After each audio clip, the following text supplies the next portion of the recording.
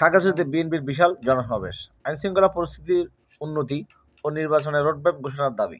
নিত্য প্রয়োজনীয় পণ্যের মূল্যবৃদ্ধি সহনীয় পর্যায়ে রাখা, আইনশৃঙ্খলা পরিস্থিতির উন্নতি এবং দ্রুত নির্বাচনের রোডম্যাপ ঘোষণার দাবিতে খাগড়াছড়িতে জেলা বিএনপির বিশাল জনসমাবেশ অনুষ্ঠিত হয়েছে।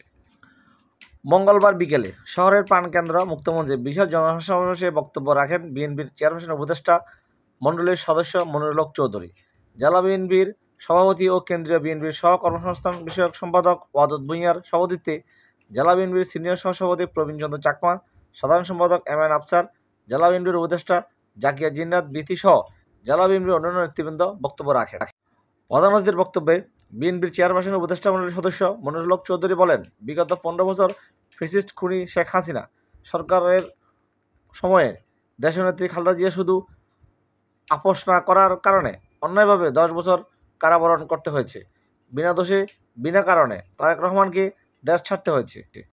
শুধু তাই নয়, সারা দেশে বহু নেতাকর্মীকে হামলা, মামলা, জেল জুলুম ও নির্যাতনের শিকার হতে হয়েছে। তবুও বিএনপি মাথা নত করেনি। এ সময় তিনি দ্রব্যমূল্যের ঊর্ধ্বগতি ও আইনশৃঙ্খলার পরিস্থিতির অবনতিতে সরকারের সমালোচনা করেন।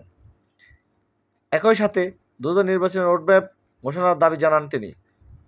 উক্ত সমাবেশে জেলা সদর ও 9 উপজেলার হাজার হাজার নেতাকর্মী অংশগ্রহণ করেন। সিএসটি বাংলা টিভি, খাগড়াছড়ি থেকে।